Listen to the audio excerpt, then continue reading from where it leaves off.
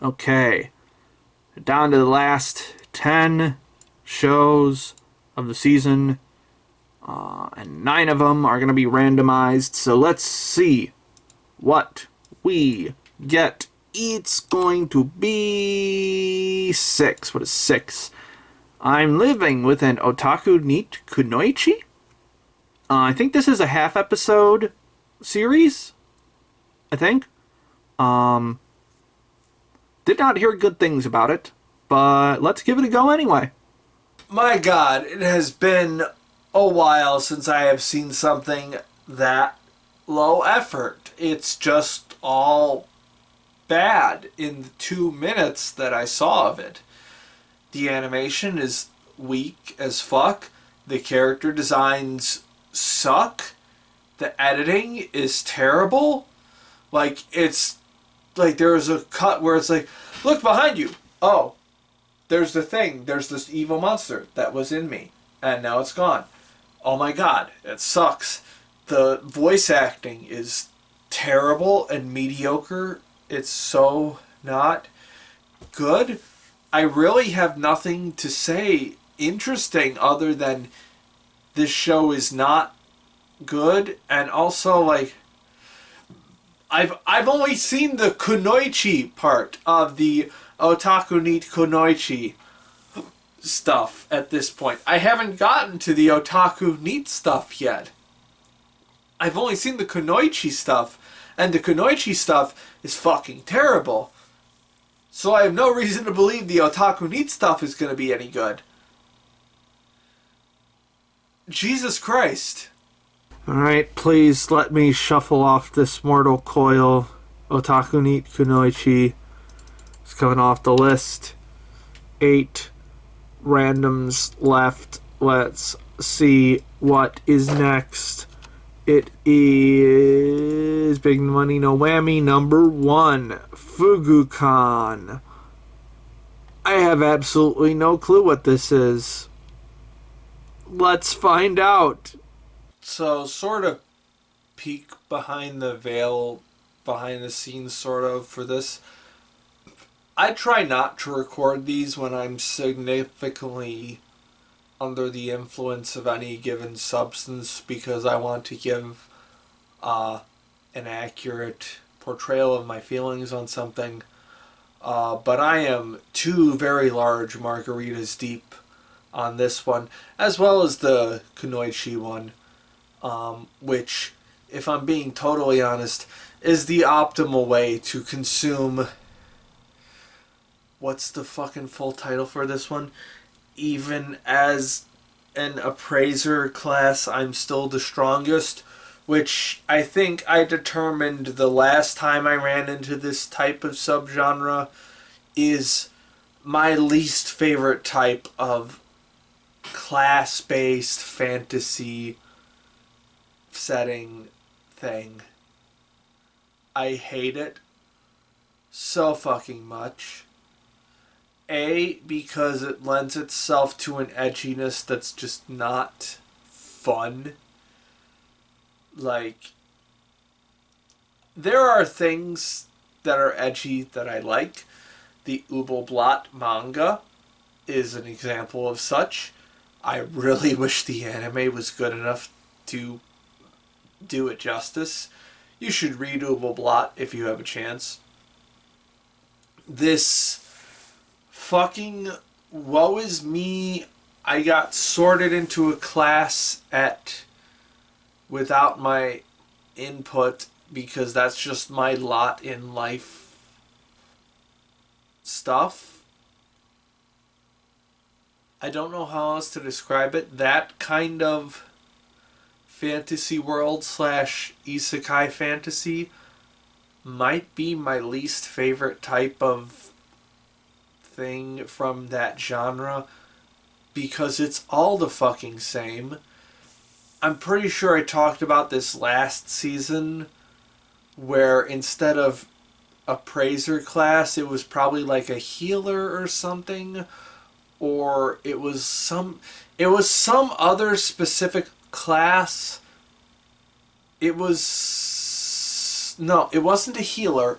It was but it wasn't a bard. It was something close to a bard, essentially, where I pointed out that specific class was actually like really fucking useful. But they had to make up a class for this one for it to be believable that it was a shitty class. Like appraiser. That's not a class. That's a job.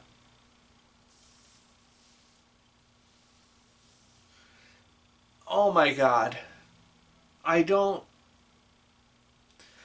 You're just making up...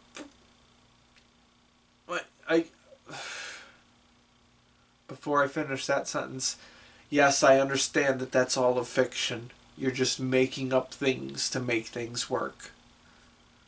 But you're just making up shit! And the animation's not good.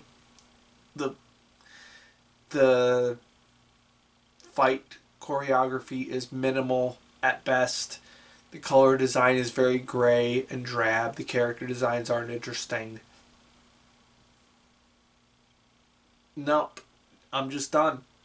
Okay, FuguKan, appraiser, whatever, is coming off the list.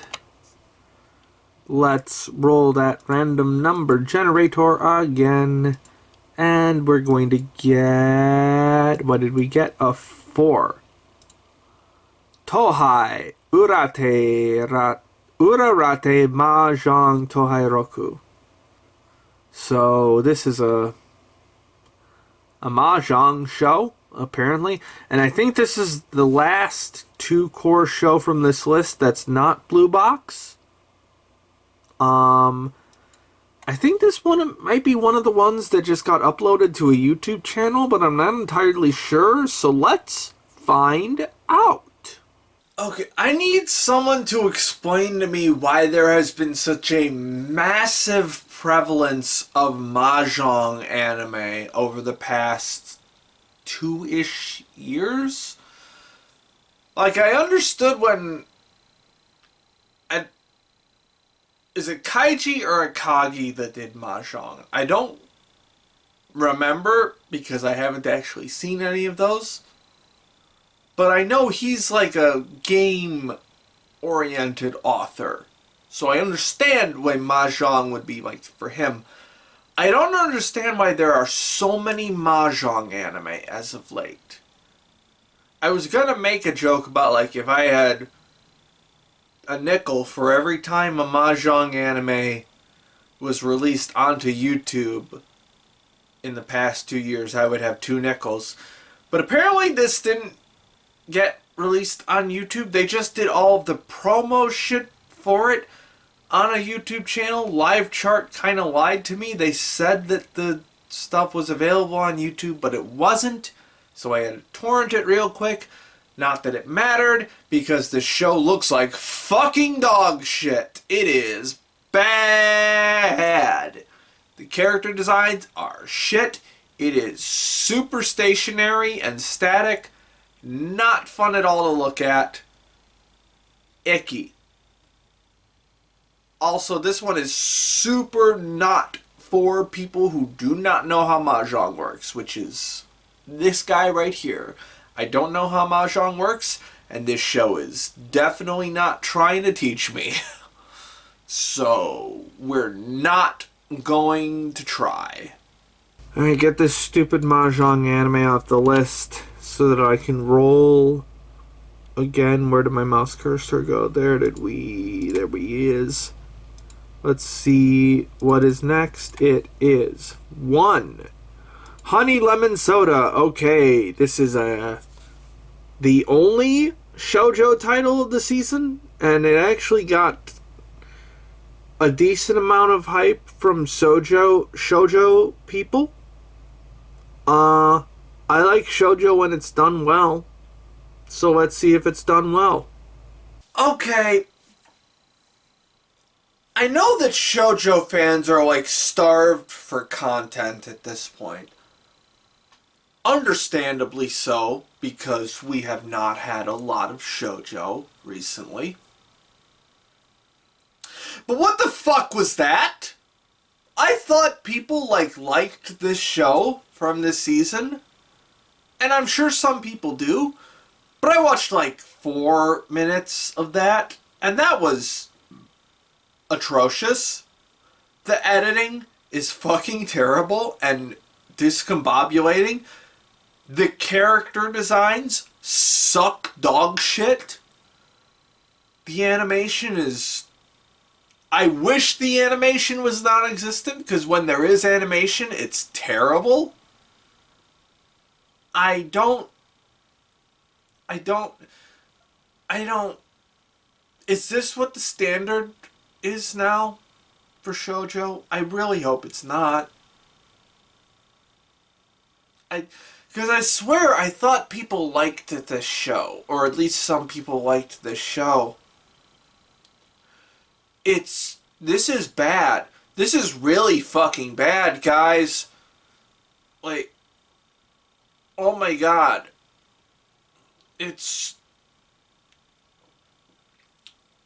I'm just staring at these fucking... Because I'm actually watching this on the TV behind the camera right now. And I'm just staring at these fucking misshapen character designs that with... It's bad. It's bad. Holy shit. Wow. I don't like any of these designs whatsoever.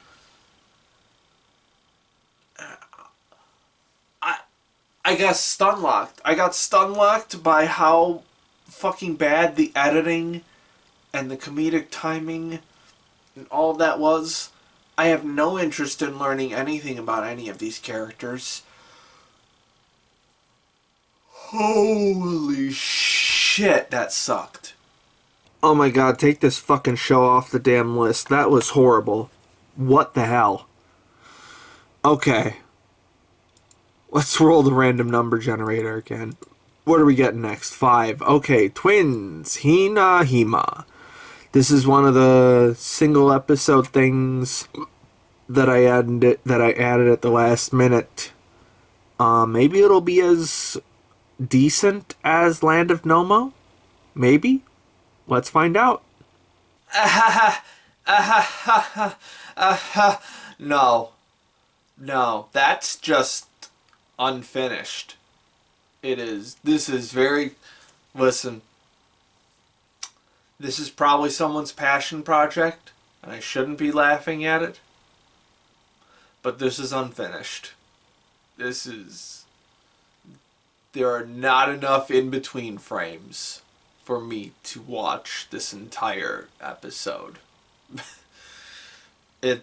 Now, I will admit, the first joke in this did get me, because it's like, it opens with the whole thing being shot in vertical on a cell phone, and I was like, oh god, I hope the whole thing's not going to be like this. But then, the cell phone, falls over as, a gag, because they didn't set it up properly, and that actually did get me to laugh.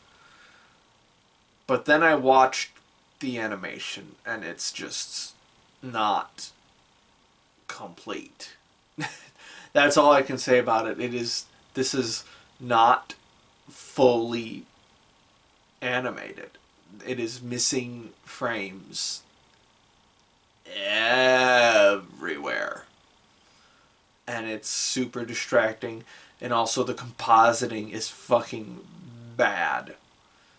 And again, this is probably someone's passion project. And good for you for making this. If this is your test animation for something, awesome. But if this is something you put out into the world to be look at what I made,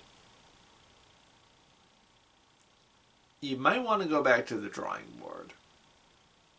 Now again, I couldn't draw this, but also I don't... See, that's the thing with these seasonal charts is, sometimes it will just pull these fucking random things from nowhere and be like, hey, here's an anime that already aired this season. And sometimes it's a promotional short film for the 2025 World Expo, like the Land of Noma was. And other times, it's whatever the hell this is. I guess I'll try and look up what this is, but I'm certainly not going to finish it. Oh, hey, you know what? Apparently, this is an AI anime. Or at least they used AI a lot in the production of it. And you know what? I fucking believe it because it looks like shit. Get this off my goddamn list. Fuck you. Okay. Sorry, I got very angry upon realizing that that was AI. And then I wasted my time on that. Anyway, we're down to 5 shows total now. And 4 randoms. So let's see what the next random is going to be. It's going to be 4. Alright, Batman Ninja versus Yakuza League. I thought the first Batman Ninja film was pretty fun. Very wacky. It was a Kamikaze Doga production. I presume this is still the same studio. So perhaps we'll get like a Injustice style Justice League, but they're Yakuza. I have absolutely no clue what to expect from this. All I know is the runtime is 90 minutes, which is very cool. Let's watch some weird Batman shit. Alright, that was just as stupid and just as fun as the first one. Actually, I think it might have been more fun, actually. Just finished up Batman Ninja vs. Yakuza League. If you have not been privy to this particular franchise of anime or Batman story, it's a trip. The screenplay for this one and the previous film were done by Kazuki Nakashima, who you probably know as the guy who did wrote for Gurren Lagann and Kill la Kill and Promare. You know, he's the guy who wrote a lot of Hiroyuki Imaishi's projects. And this was animated by Kamikaze Doga, who I guess most people would know now as the team that did Pop Team Epic, but in terms of the actual style of the animation, it's much more in line with the original, like the opening animations for the first 3 parts of JoJo. So that very hyper stylized CG designs, and so the show looks a lot like that. And it really takes advantage of that to the fullest extent possible to make some really impacting and really exciting action sequences. Just incredibly bombastic, very fast moving, and also very slow moving when they need to. There's a lot of really fun use of slow-mo in this that I wasn't expecting because you don't normally get a lot of that. In anime, now that I think about it, slow-mo is not like a super well used... Well, actually, no, it is. It's just a different kind of slow-mo, I should say. The slow motion here is much more of a, I guess, Western-style slow motion in terms of how it's shot and how it's animated and stuff. And because it's CG, so it looks a little bit different. Really liked the redesigns of the Justice League into these Yakuza villains. Now, when I said this movie was dumb, I meant it in like a very affectionate way of like how cheesy a lot of the plot elements are, and also just how it just sort of rolls with it while giving you the most bare bones explanation possible. It's like, yeah, of course, this is a something time travel thing. Anyway, here's Batman getting hit in the face by Green Lantern. So it's it definitely does not feel bogged down at any point. This is a tight 90 minutes. I think it's actually 89 minutes. So you're not gonna be It is not over bloated. It does not feel like there's too much in it. Except for maybe just like a little bit of the climax. Just a little bit. But other than that, super fast-paced film that I'm not a super big into Western comics. I did grow up with the Justice League animated series and the Batman animated series. A little bit of the Superman animated series, but not as much that one. That one wasn't nearly as popular as the other two. So I do know a little bit about the Justice League in particular. So seeing them, this reinterpretation of them was very fun. It is interesting they went with Jessica Cruz as the Green Lantern for this one and not like Hal Jordan or my Green Lantern, Jon Stewart. That was my Green Lantern. But it was a nice change. I don't really know much about Jessica Cruz, so a lot of her references kind of fell on deaf ears for me. But the other references I was able to pick up on, like the Aquaman stuff and the reinterpretation of like Superman's backstory is like, what if Superman, but he was born into a Yakuza society. By the way, I should point out that this film opens on a Yakuza hurricane, by which I mean Yakuza are just falling out of the sky in Gotham and Batman has to beat the shit out of them. That's the kind of movie this is. And it's like taken just super seriously. Like, it's pretty much just Damian Wayne who has like a little bit of comedic edge to him because he's Damian. Again, I'm not super familiar with all of the Batman, with all of the Robins, but he seems like one of the more comedic ones from what I've seen of him, I guess. I could be totally off base on that. But anyway, yeah, this was just this was very fun as A, an anime fan, and B, a Batman/Justice League fan. I guess it's a bit of a stretch for me to say that. But also, we also had some like Joker and Harley Quinn appearances, and it's, by the way, mostly on the whole, like really strong voice cast for everything. We had Yuki Kaji as Damian. We have fucking Rie Kugamiya as Harley Quinn. Not quite as strong a performance as the shitty Suicide Squad isekai Harley Quinn. Because that Harley Quinn was the one part of the show that I thought was really good. You can go back to another episode where I talked about that. But anyway, fucking Romy Park as Wonder Woman, incredible choice. I didn't recognize Superman's voice actor because I think he's like an actual like real actor, like a live action. I should not say real actor. He's a live action actor. For the most part. What was the other one that was... Oh yeah, Akio Otsuka as Aquaman. Phenomenal choice. Really strong vocal performance there.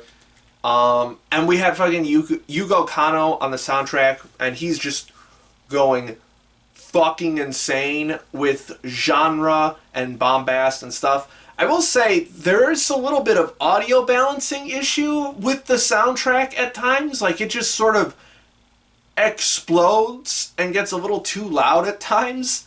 But other than that, really fantastic use of sound overall, whether it's music, audio, or music, voice acting, sound design is very JoJo-esque, I guess, in sort of how very crunchy and compressed a lot of the sound design is.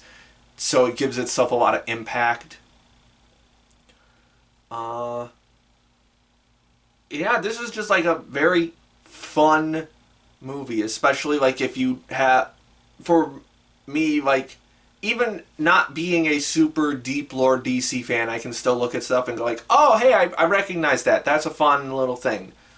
I like how they approached defeating the Yakuza League with just sort of turning their strengths against them in a way that only Batman would know how to do.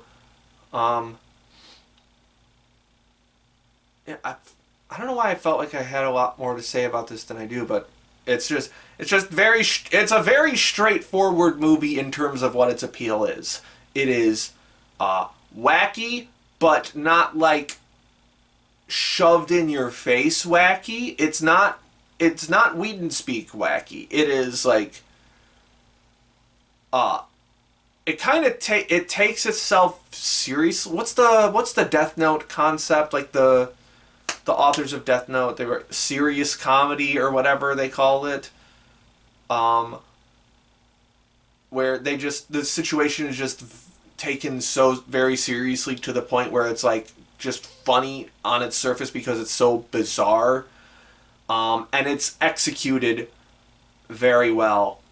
I am a surprisingly big fan of this franchise. Normally, I don't like when they have anime producers work on Western properties because the anime industry is so overloaded with projects already. But Kamikaze Doga doesn't really do a lot of stuff at the moment, as far as I can tell. So I don't feel too bad about them getting this kind of project. And this feels like a really strong blend of anime and Western property. It feels like it has the DNA of both, instead of just a bunch of Western producers coming in and telling people how to do things. So that's definitely something I appreciate about it. And like, it's fun. It's a fucking fun movie if you're just willing to roll with the dumb as shit premise. I think it was like, if I recall the first film, which I watched I think probably like 6 months ago or something, that one was even dumber in its premise with how it did the fucky wucky time travel stuff. Now this one is more like fucky wucky multi-dimensional manipulation stuff. And it spends just enough time on it to where it makes sense on its surface, but not so much detail that it makes you like start to question how it works. Yeah, I should just stop rambling about this. This is a good film. I really enjoy this. It's definitely one of the more underrated Western anime properties adapted into anime. Would recommend. All right, Batman Ninja vs. Yakuza League is complete. And let's see, where did I decide I'm gonna put you in the number 8 spot with a decent 8. Hella fun, but very dumb film. Is good times. Alright, what do we got? We got 3 randoms left. Have no idea what to expect of any of these, but let's figure out what the next one's going to be. It's going to be 3. Run for Money, The Great Mission. All I know about this one is that apparently it's like an adaptation of a game show? I have no clue what that would look like for anime. But I guess I'm about to find out. Well, somehow the most notable thing about that one is that it has a Fauna OP. If you don't recall her, she did the OPs, the OPs for both seasons of Dragon Maid. So very good pop artist. Attached to a very shitty looking show. This is dog shit looking, and it's definitely in the wacky nonsense category of school of anime character designs, which makes the lack of polish all the more apparent. So apparently this is, I think it is based on a real live game show, but I'm not entirely sure. But there is definitely a game show in the show. It looks boring as hell. It doesn't look fun or like unique or anything. So I have nothing else to say other than like the voice acting is super mediocre and like corny sounding. Total waste of time. Alright, Run for Money off the list. 2 more randoms before we get to Blue Box. Which one are we doing first? 2. So, Tasokare Hotel. I think this is some kind of supernatural show. About a hotel, probably. No idea what else besides that, so let's figure it out. God, I hate when a show is just boring because it really doesn't give me a whole lot to talk about. I made it like just short of like halfway through the first episode of Tasokare Hotel, and it's just boring. It looks like it's gonna be like an episodic supernatural mystery kind of series where different people show up at this hotel that's between the realms of the living and the dead. Presumably our main character is going to have to figure out why they're there and like what killed them maybe, but like the setting is so boring. There's nothing interesting about this hotel. It just looks like a hotel. There's no interesting like set design, there's no interesting color palette, there's no interesting characters really, aside from the guy who has a giant fireball for a head, but that's not really interesting. It's just kind of slightly weird considering that like everyone else in the hotel seems pretty normal so far.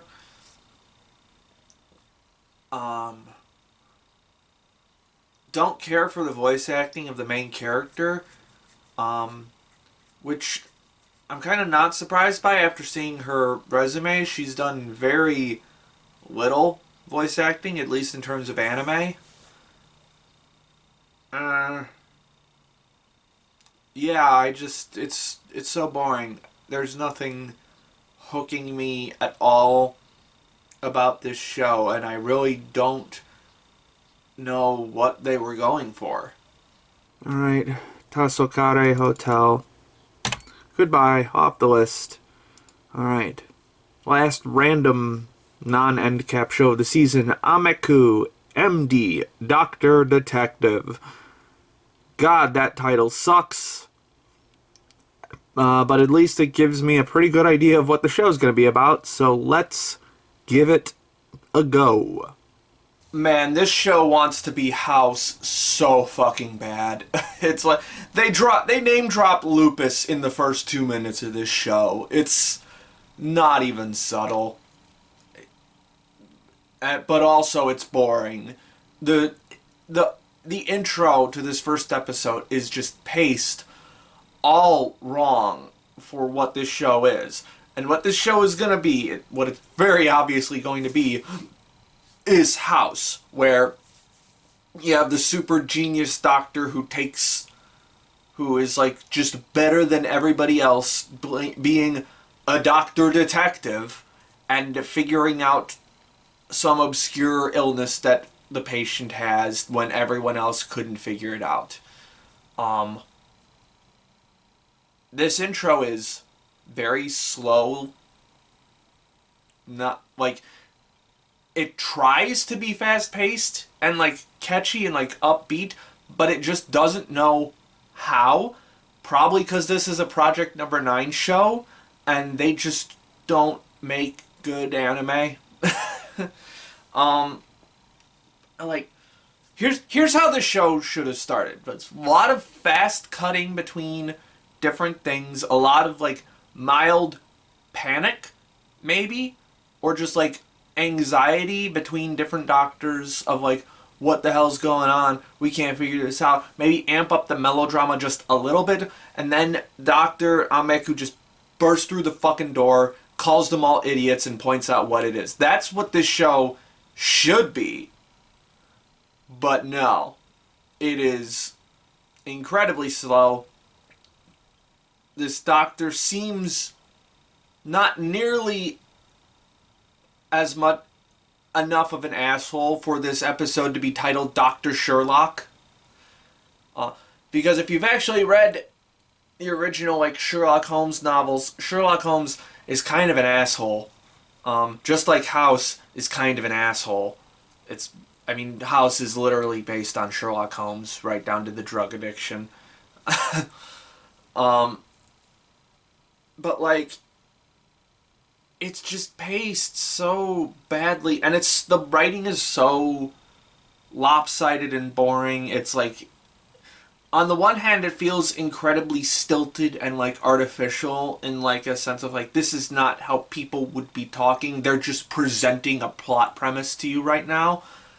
And then the other half of the writing is like just medical jargon that none of us get unless we're doctors. At which point, who's this show for? Is this show exclusively for doctors? Doctors don't have time to watch anime. What the fuck are you talking about? Ugh, that sucked. Alright. Ameku, MD, goodbye. Alright. That just leaves one more show for the season. Blue Box. This is a very high profile adaptation of a Shonen Jump manga that I really like. And it's also going to be pretty difficult to adapt art-wise because the manga is so fucking gorgeous looking. But, fuck it, we ball. Okay, and that wraps up the winter season with me finishing up Blue Box, which might be my favorite of the season. Again, this is another one where I was concerned with the adaptation because it is an adaptation of a manga that I really, really like from a studio that I was questionable about. Actually, not even questionable about. I didn't even know about what it was. The studio's like Telecom Animation something or whatever. I saw Wit Studio come up a lot in the OP credits, so apparently they had something to do with this. But they're not. I don't think they're listed as like the main studio. It's like just some studio. I can't even get angry at them for being particularly bad because they're not NG like Metalist was. But thankfully, I don't have to get angry at them because this was a really solid adaptation for the most part. I will say, this was weird in that the stuff that I thought wasn't as good seemed to go away over time in terms of like the visual presentation. Like, especially in the first few episodes, this show was definitely overambitious in terms of what it was trying to do. And I'm just working out now why this like went away with time in my head. Like, because like,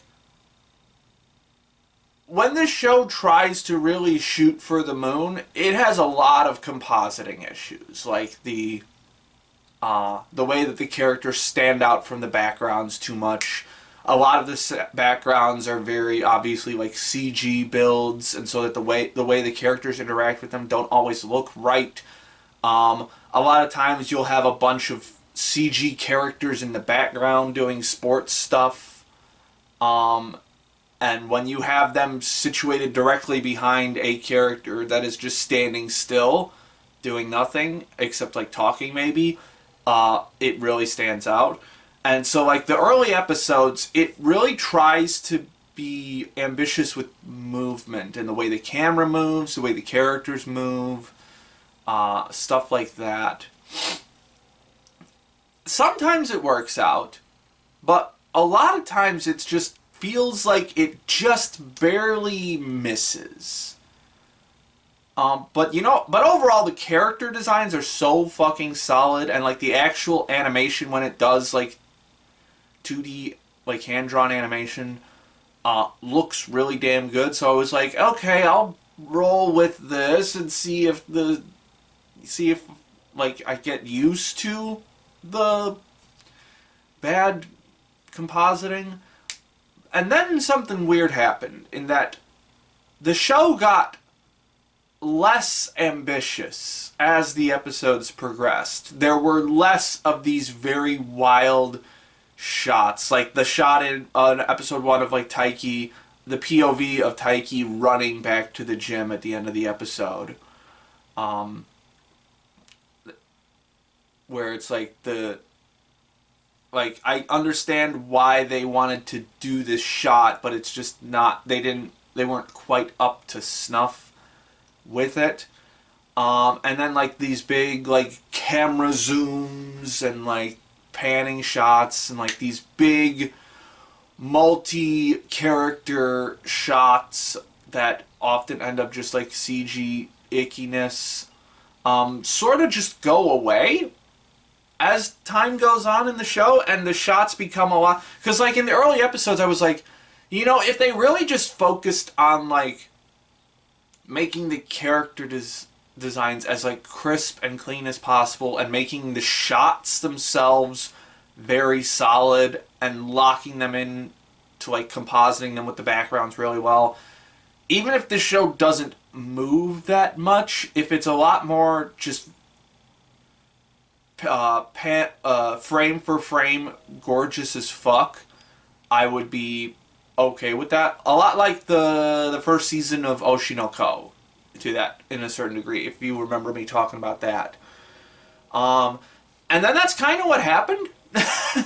Like it backed off on the more ambitious cinematography in favor of just like making the characters as gorgeous looking as possible, which is good, because one of the strengths of the original manga is the art, especially the character designs, and how like goddamn gorgeous everything is. Like, because Blue Box has a very unique art style, in particular with like the design of the eyes, where there's the, like, when you see like anime character eyes, you usually see like a little bit of a white glint in their eyes, in the iris or wherever, where it's like that's the like light reflecting off of their eyes.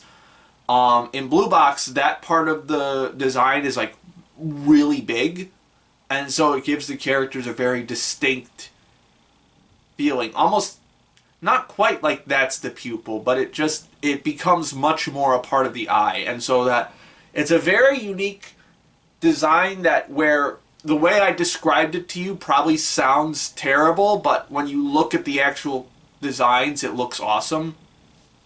And yeah, this team definitely pulled it off.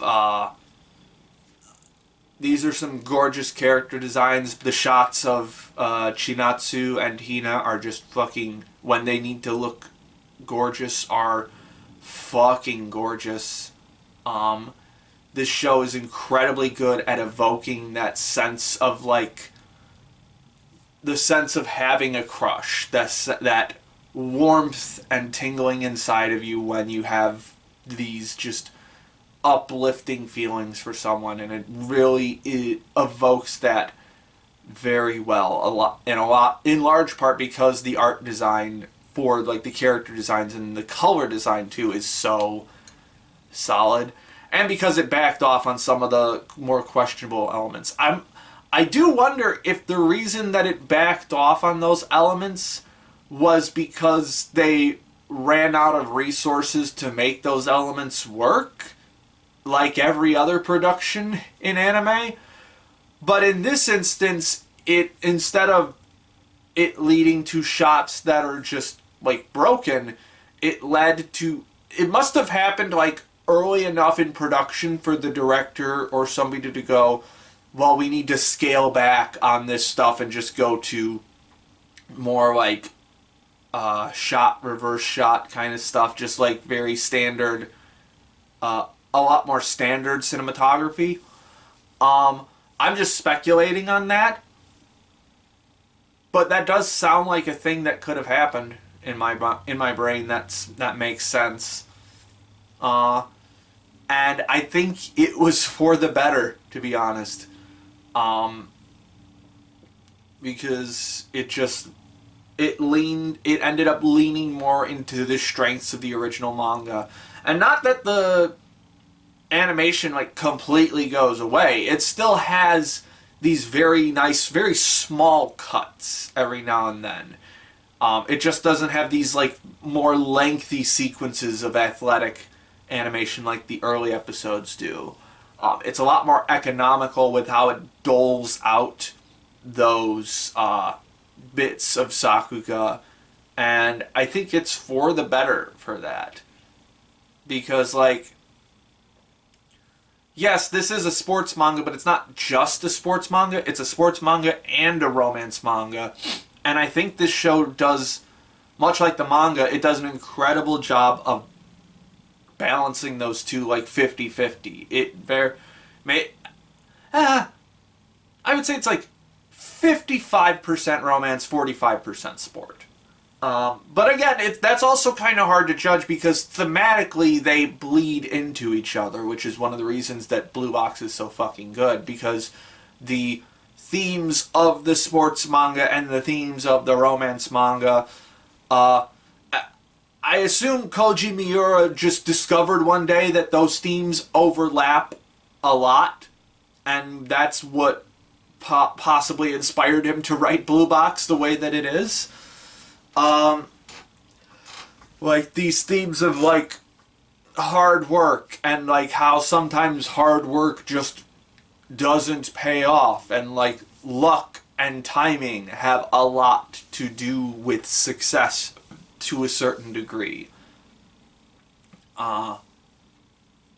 Obviously that very much comes up in the case of like Hina, who in true anime fan fashion has been wildly misinterpreted by her fans to make the show look worse, I guess. I'm not too bothered by that. That's very classic anime fan arguments of my waifu is better, therefore she deserved to be the winning girl. Hey, sometimes best girl isn't the girl that gets the guy. But also Hina's not best girl, it's Chinatsu. But I do like it.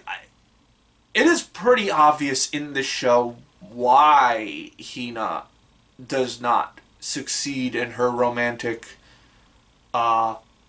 endeavors with Taiki. But if we're looking for like a thematic reason, it is because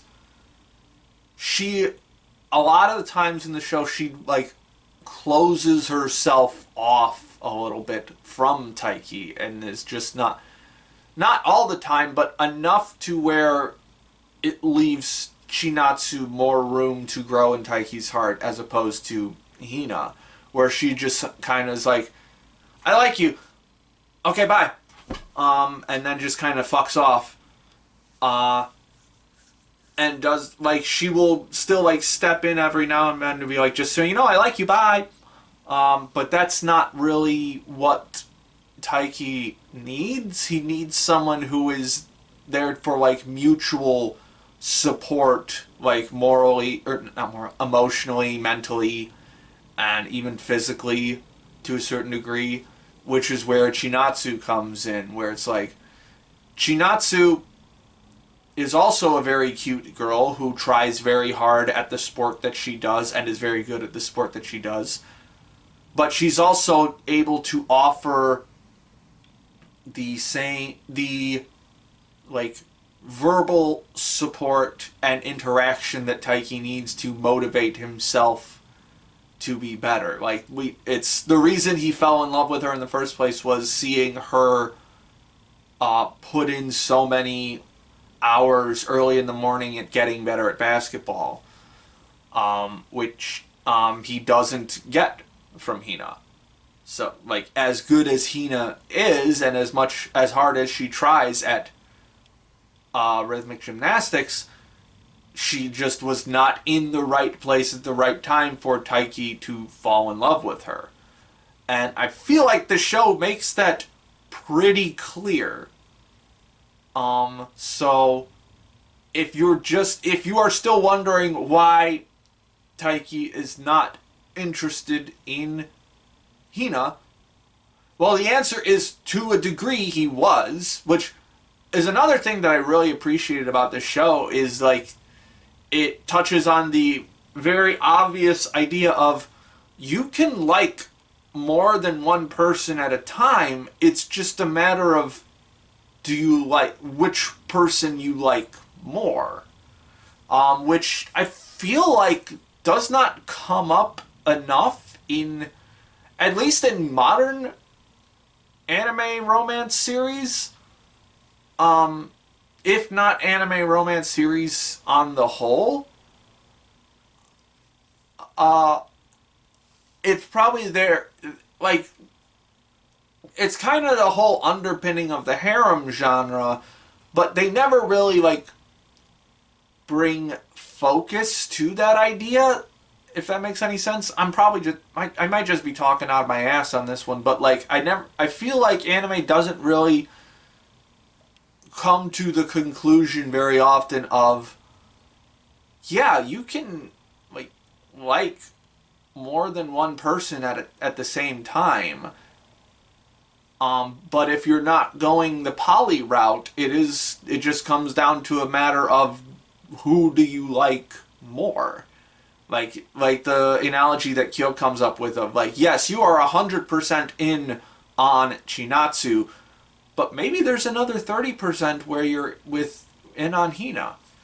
And so seeing Taiki struggle with that idea in the back half of this series, and then ultimately coming to the conclusion of you might be right, but it is not fair to Hina for me to do that, so I need to just break off any romantic potential with her, just completely shut it down. Which was definitely the right call, I guess, if for what he's plans to do with Chinatsu. So I feel like I tangented off a different point that I didn't finish, but oh well. Yes, Hina, very well written character, and Chinatsu gets a bit of a slow start in terms of characterization, but she definitely can.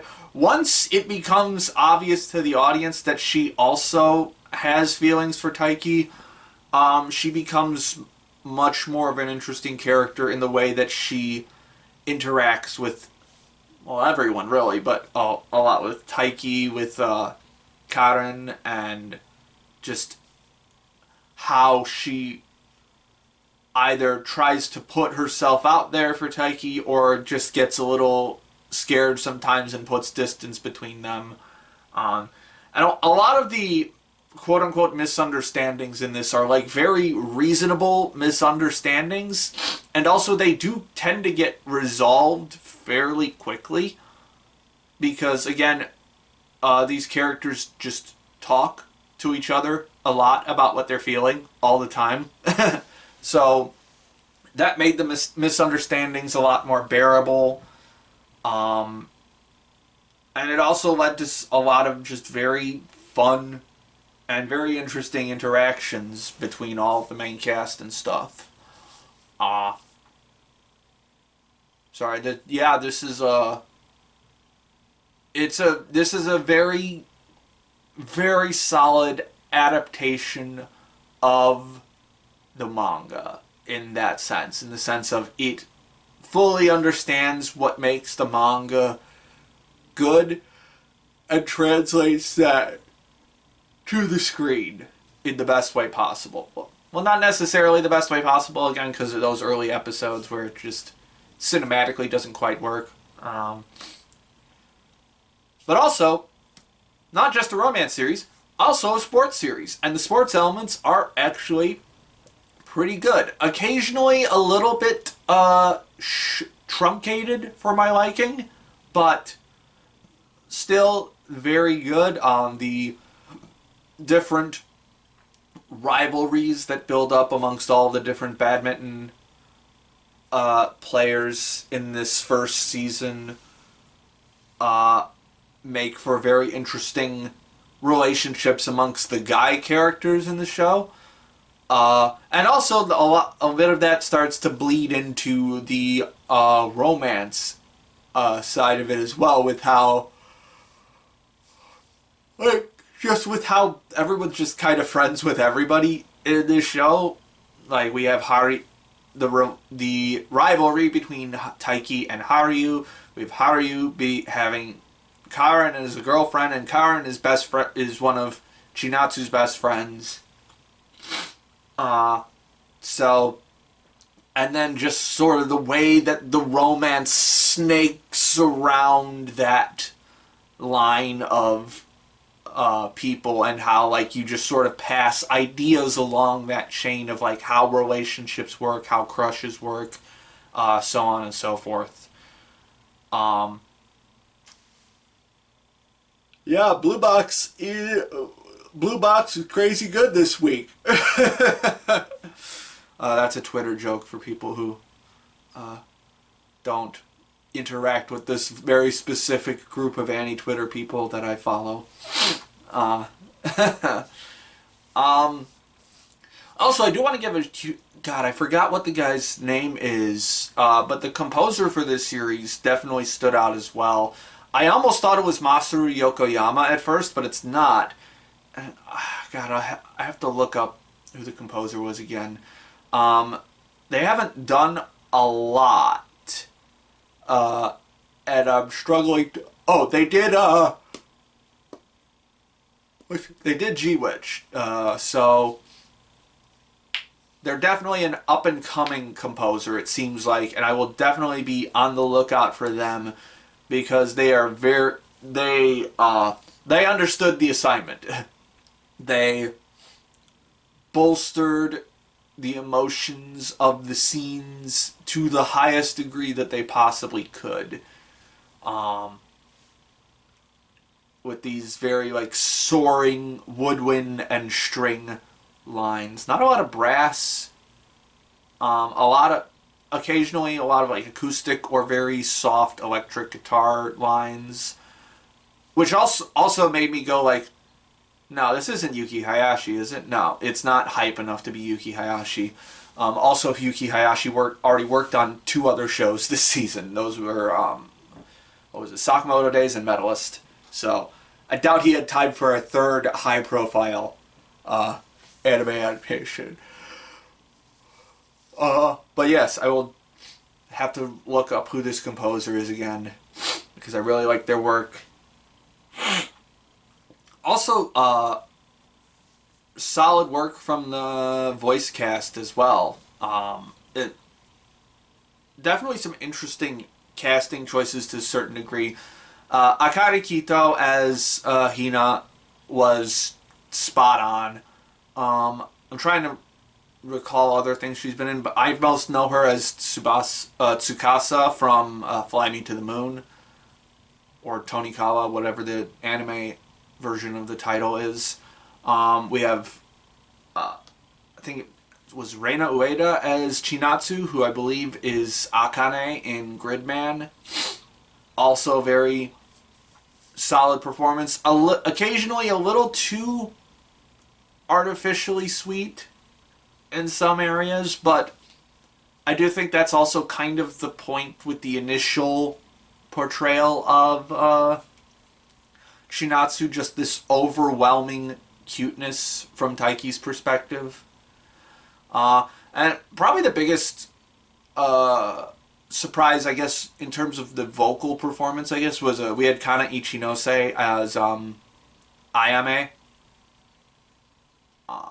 It wasn't quite what I was expecting from when I was reading the manga, but it works really well, and she does a really solid performance for this character that comes in the last couple episodes of Season 1.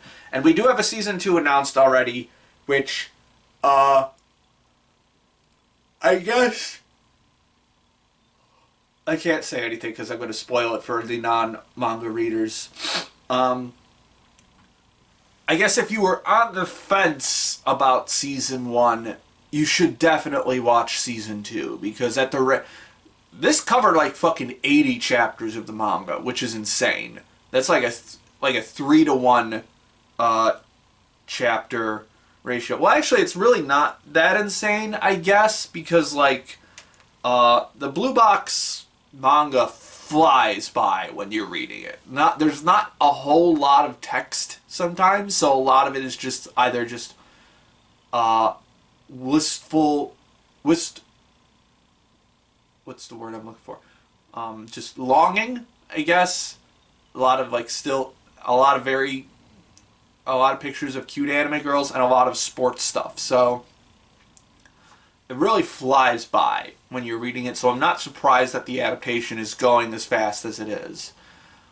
So at the very least, even if it's only one core for next season, which I doubt it will be, it'll probably be another 2 core. But the first core for next season is going to be hype as fuck. You should definitely tune in.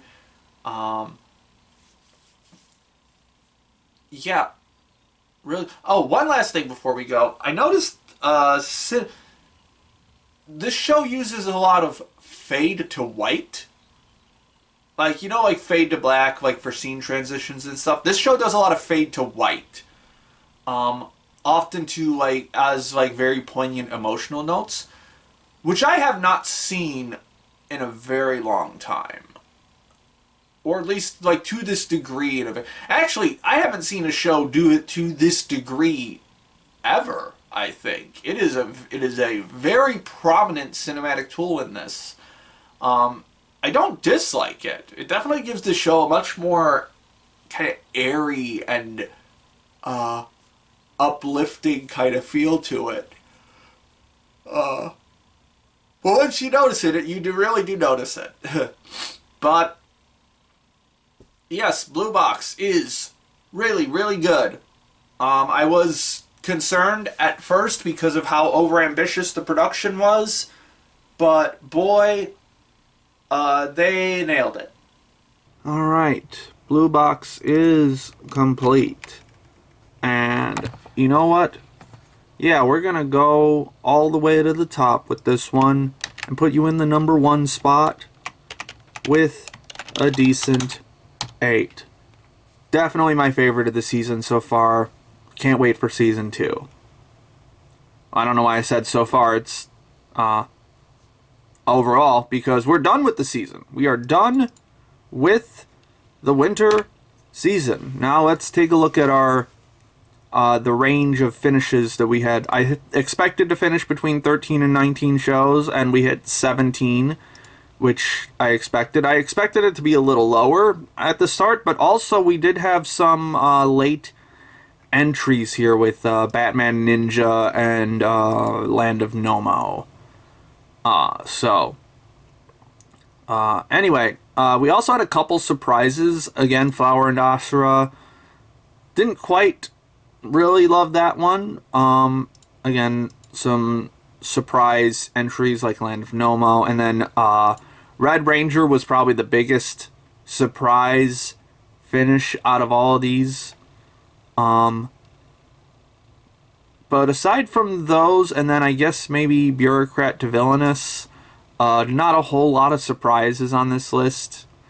A little disappointed that it peaked at a decent 8 for the season. This is the first season since 2022, I think. 2022, where I didn't have something that was a 9 or higher. So a little bit disappointing there, but it is what it is. I do think I might at some point in the future rewatch Zenshu, because I feel like now that I know where the direction of where it's going, I might feel differently about the ending, but we'll see. But in any case, winter is all complete now. Oop, almost knocked the camera over. Which means it is now time. Well, not quite yet, but in a couple weeks' time, it'll be time for spring. We already got a lot of shows on this list. 55 entries. Some of them might be continuing into summer, but we don't know yet. But a lot of them are also very short entries.